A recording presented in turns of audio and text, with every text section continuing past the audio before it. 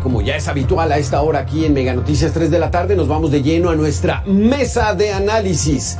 Le doy la bienvenida a la doctora Sonia López Álvarez, directora ejecutiva de la Sociedad Mexicana de Salud Pública. Doctora, ¿cómo estás? Gusto en saludarte. Alberto, buenas tardes. Saludos a ti y a todo el auditorio. Muchísimas gracias. Doctor Eduardo Antonio Lara Pérez también nos acompaña, académico titular de la Academia Mexicana de Pediatría y director general de la Fraternidad Médica por la Salud, AC, Médicos Unidos por México. Gracias, doctor, por estar con nosotros. Buenas tardes, Alberto. Muchas gracias por la invitación. Sonia, buenas tardes. Buenas tardes al auditorio. Buenas tardes. Cerca de cumplir ya 4 años de la actual administración, pues ya sobra un poco decir, es que no lo dejaron así, es que es el pasado. Ya en 4 años, pues ya debieron haber hecho algo.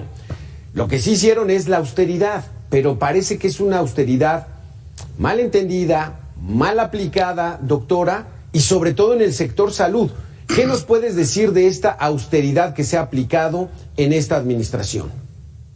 Pues la idea de la austeridad no era mala, no se entendía mala, era como vamos a recortar o vamos a mejorar ciertas posiciones y ciertos lugares donde estamos viendo, por ejemplo, fuga de dinero, o se hablaba de corrupción, se hablaba como de que había como una sola empresa que acaparaba como ciertas cosas. Ok. El problema es que eso no ocurrió, y el problema es quién está pagando estas consecuencias, pues son los pacientes, ¿no? Estábamos viendo, y no es la primera vez que hablamos de este tema, estamos viendo una gran cantidad de desabasto de medicamentos en todos los niveles, desde el primer nivel hasta el tercer nivel, o sea, todo tipo de medicamentos y para todas las patologías, ¿no?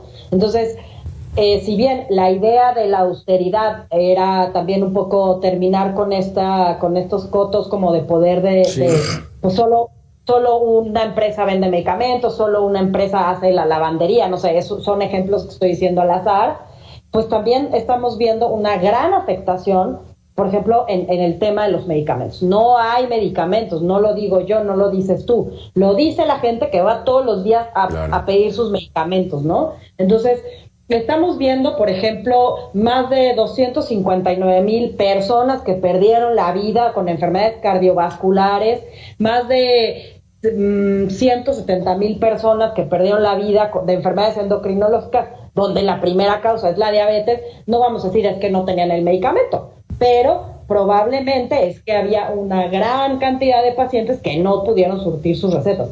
Hay más de 50 millones de recetas que no se surten completamente en todos los servicios de salud, me refiero IMSS, ISSSTE, Pemex, en estos 3 que son de los que más se analizan, ¿no? Recetas no surtidas, recetas incompletas, ¿no? Entonces, no es algo que estemos inventando, eso es una realidad que estamos viendo en todas las partes del país, se está viendo, ¿no? Sí. Cirugías diferidas, cirugías que no se están programando porque falta igual cierto material o faltan ciertas circunstancias. Entonces, la idea era buena, el problema es que la ejecución no se está llevando a cabo como pensábamos, ¿no? Aquí, doctora, pues era claro, antes del 2018, a lo mejor sí se despachaban con la cuchara grande, eran unos solos proveedores, había mucho dinero de por medio, pero estaba lleno de medicamentos el sector salud para todos los derechohabientes. Y ahora no los hay, doctor. Entonces, si ya se acabó con ese lastre, pero ahora no estamos viendo el resultado de que pues haya medicamentos. Esto es muy grave, doctor. Sí, bueno, yo creo que todo se reduce a una cuestión de dinero, a una cuestión de presupuesto. No se puede ahorrar en algo que es prioritario o necesario, es una cuestión de administración. No por ahorrar yo en mi casa me voy a quedar sin corriente eléctrica, no por ahorrar en mi casa me voy a quedar sin gas. Debe de haber una administración de lo prioritario. Pero todavía peor, se ha reducido el presupuesto en tiempos pandémicos. Por ejemplo, el mejor momento del Producto Interno Bruto, del presupuesto tomado del Producto Interno Bruto, fue en 2015, en el que hubo 6.5 del Producto Interno Bruto destinado a la salud. Apenas está llegando en este momento a esos niveles, y estoy hablando de tiempos pandémicos en los que no hubo trabajo, en los que solamente se aumentó el 0.9% del Producto Interno Bruto durante la pandemia, y así pues no es posible comprar vacunas, no es posible comprar medicamentos, y entonces se gasta más en unas cosas y faltan otras cosas que suelen ser prioritarias. En el caso específicamente de los medicamentos, pues hubo una guerra a los laboratorios, después un desfase y rompimiento de toda la cobertura de logística, por ejemplo, de vacunas, no solo de medicamentos, sino de vacunas, las vacunas normales. Y pues ahora, con la aplicación de vacunas COVID, vemos que hay militares, ¿no? Que todos utilizan los militares. El presupuesto de los militares aumentó casi 150%, y sin embargo sigue bajando el presupuesto de la salud. Y luego de ahí se tenía un sistema, antes de que terminara el gobierno de Peña Nieto, con el Seguro Popular, que era un sistema de financiamiento para gastos catastróficos, pero se retira y se impone un sistema de salud, INSABI, que desaparece a menos de 2 años. Bueno, no solamente hay una mala administración, una mala programación, sino además se gasta mucho con hacer cosas sin saber hacerlas. Si hubiera estado bien el INSABI, seguiría funcionando y estaría resolviendo problemas. Pero si el INSABI desaparece y ahora al Seguro Social se le carga la responsabilidad de ofrecer medicamentos, dicen, gratuitos para todos y atención médica para todos, pues yo no sé cómo lo van a hacer si ahora apenas estamos alcanzando los niveles de lo que se había destinado en salud en el 2015. Yo creo que primero hubo muy poco presupuesto del Producto Interno Bruto para atender la pandemia. Eso explica muchas de las cosas que sucedieron. Y segundo, no se puede estar ofreciendo a la gente medicinas gratis, atención de la salud gratis, sin invertir dinero. O sea, las medicinas no son gratis. La atención de la salud no es gratis. Todo eso cuesta dinero, y tiene que haber un presupuesto para eso. Ahí no puede haber austeridad. Ahí tiene que haber solvencia para resolver los problemas de salud de los mexicanos. Y ya no digamos de los problemas del primer contacto. Se invierte el 85% del presupuesto destinado a la atención de la salud a los hospitales de segundo y tercer nivel, y solamente un 15% a la atención primaria, porque piensan que la atención primaria es estar en un consultorio y estar atendiendo a los que van a pedir una incapacidad o medicamentos porque están enfermos, y se les olvida totalmente lo que es la promoción de la salud, la vigilancia de problemas crónicos como la diabetes, hipertensión y la pandemia que tenemos de obesidad desde hace décadas. Sí. Eso necesita dinero, no puede haber austeridad. Exactamente. Pero también yo quisiera agregar que no es solamente tener muchas ganas o poner a alguien que es honrado aunque no sepa. No, se tiene que ser manejado por comités, hacer contrapesos, hacer estudios piloto, tener una base científica bien establecida para lograr objetivos que sean demostrables.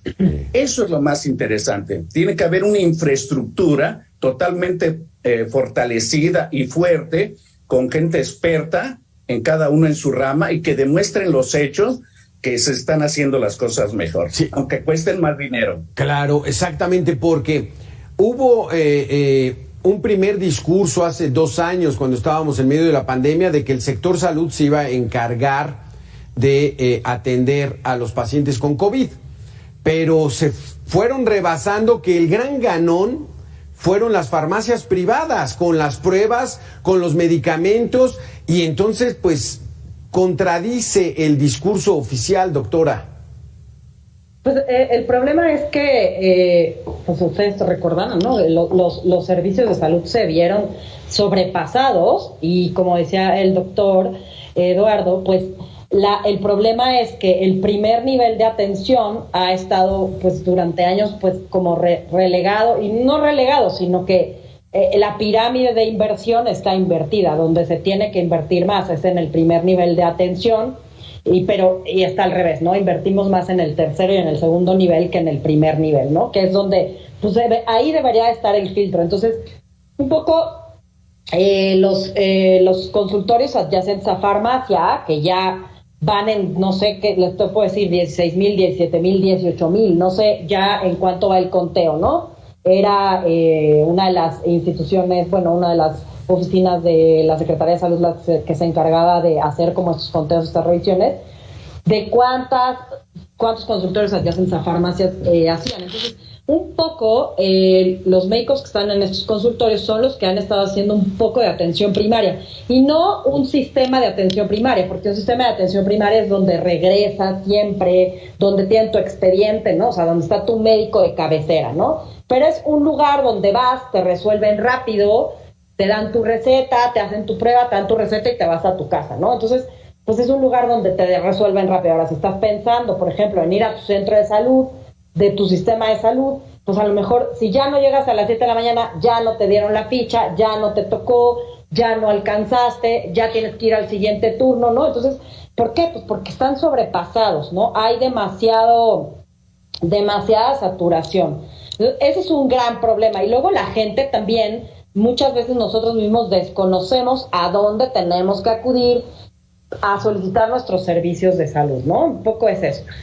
Y luego un poco abordando lo que decía el doctor, pues hemos visto como, yo creo que tenemos y hemos visto muchos problemas de gestión de logística, ¿no? Necesitamos realmente aplicar y aprovechar y tener gente que esté aplicando y haciendo las políticas de salud y que estén siguiendo los planes de salud que se tienen y que estén aplicando los planes de desarrollo de salud. Vamos a ver cómo nos va a ir con este nuevo cambio hacia IMSS Bienestar, que no es, o sea, que el IMSS Bienestar, pues se supone que es el que da los servicios en los lugares donde no hay nada más, ¿no? O sea, sí, donde no hay IMSS ordinario, donde no hay sistema de salud, o sea, donde no hay ISSSTE, donde no hay Pemex, donde no hay incluso Secretaría de Salud, pues es donde iba IMSS Bienestar, ¿no?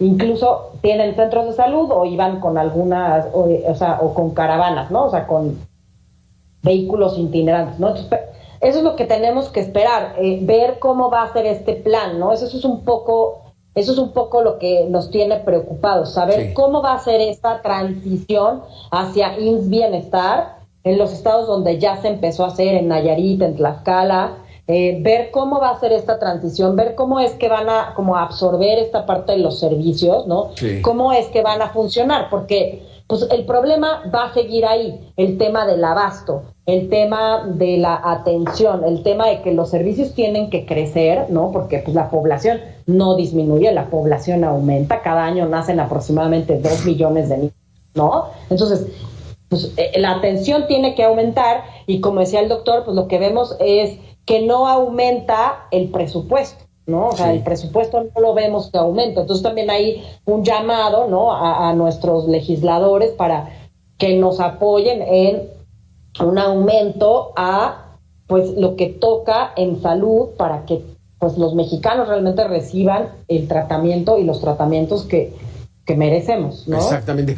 Porque parte de la escasez, doctor Eduardo, fue de que dijeron vamos a manejar los recursos de manera transparente, de manera muy responsable.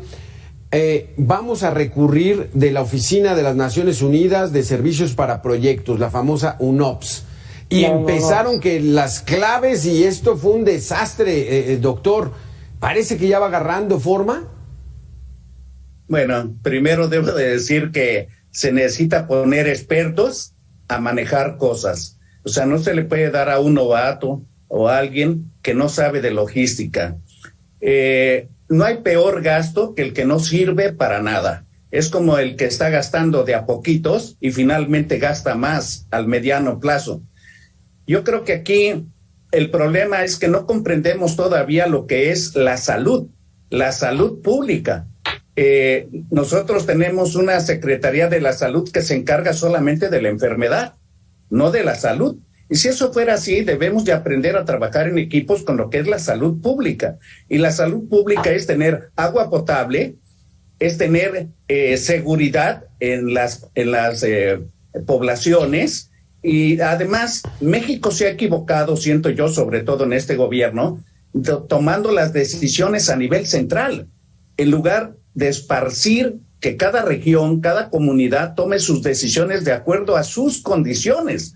Entonces cuesta mucho trabajo, porque no es el mismo México de la Ciudad de México que de un pueblo de Guadalajara, o de Chiapas, o de Oaxaca, o de Yucatán. Es totalmente diferente la cuestión logística, es diferente la cuestión de idiosincrasias, de usos y costumbres, y sabe más el experto que está ahí, que está local, cómo se va a distribuir, cómo se va a hacer, y tener interrelaciones con todos los demás.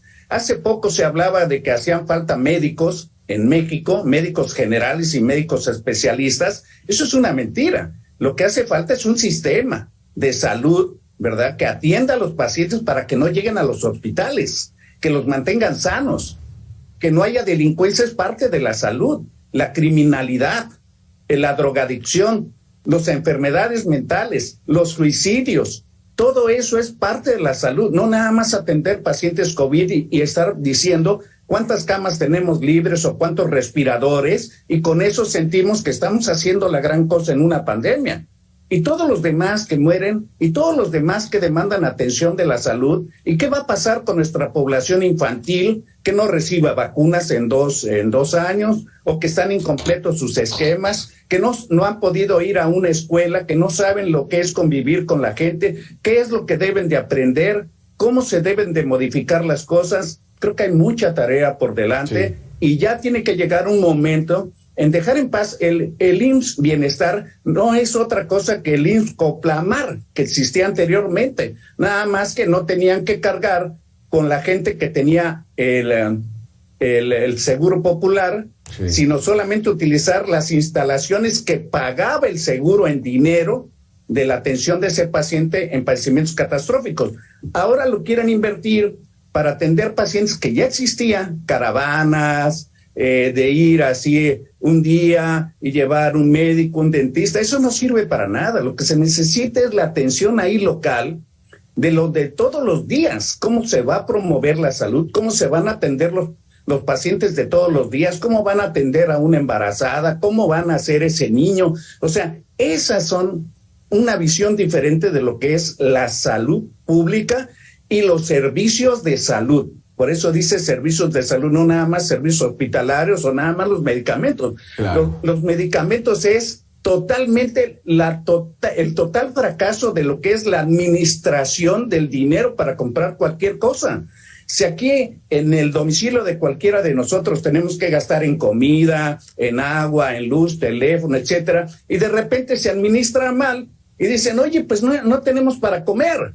¿Cómo? No, es que no hay presupuesto. No, pero ya invité a comer a los vecinos también. ¿Pero cómo los invitan si no hay para comer? No hay dinero. No, es que no están vendiendo la comida. Pues ¿dónde la vas a comprar? Deberías de haber pensado eso antes. Entonces yo creo que falta mucho, estamos muy confundidos, tenemos muchas informaciones, por un lado, maravillosas, por otro lado, medianas, entre verdades a medias o mentiras falseadas.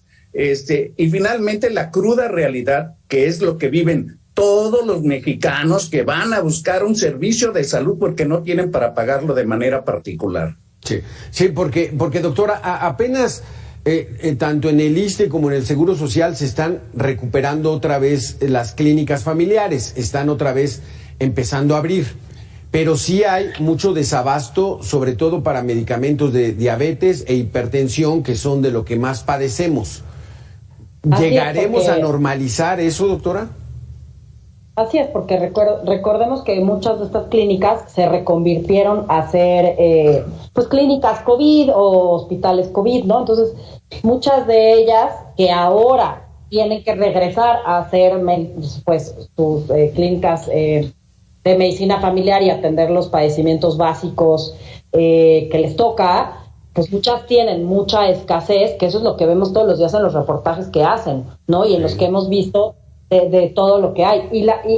A ver, las principales causas de muerte en México son cardiovasculares, diabetes, ¿no? Y después de las consultas, o sea, de la morbilidad, de por qué la gente va a consulta, pues vemos infecciones, ¿no? De respiratorias, de la panza, pues también la gente va por obesidad, por hipertensión, por diabetes, y esos son los medicamentos que no están encontrando, que van una semana, que van a la siguiente semana, que 3, 4 semanas, que no han tenido el medicamento que tienen que tomar para la diabetes, para la hipertensión. Además de 2 años arrastrando un mal control, ¿no? de su enfermedad, porque probablemente no iban a la clínica, no iban al control, y se entiende porque lo que no quería la gente era contagiarse, ¿no? Entonces decían, pues a lo mejor voy menos a la clínica porque pues me puedo contagiar, porque es COVID, porque me mandaron a otra clínica que queda más lejos y yo no puedo desplazarme, o no puedo ir porque tengo que pedir permiso, ¿no? En el trabajo.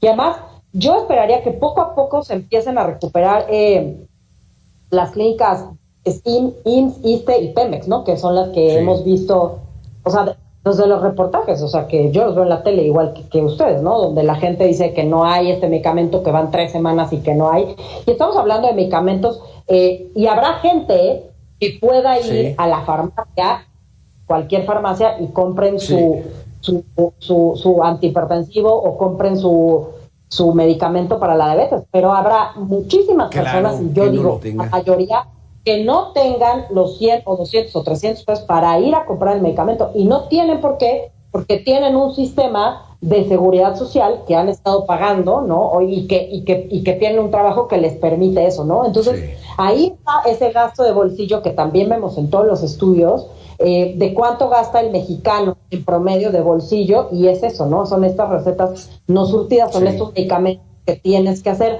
o que, por ejemplo, no van o van a la clínica y no los atendieron, entonces tienen que terminar yendo, a lo mejor, como hablábamos antes, a una clínica privada o a la consulta de la farmacia, que a lo mejor es más barata o es un precio representativo. Qué terrible, qué terrible situación, se nos acabó el tiempo. Muy interesantes sus conceptos, doctora Sonia López Álvarez, doctor Eduardo Antonio Lara Pérez.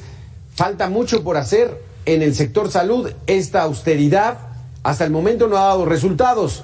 Esperemos, tengamos fe que de repente van a llegar buenos administradores, y de repente el INSABI, que no les resultó, ahora IMSS, INSABI, en fin, qué terrible situación. Gracias a los dos por haber estado con nosotros. Alberto, gracias. Buenas tardes. Saludos a ti, al auditorio. Buenas tardes.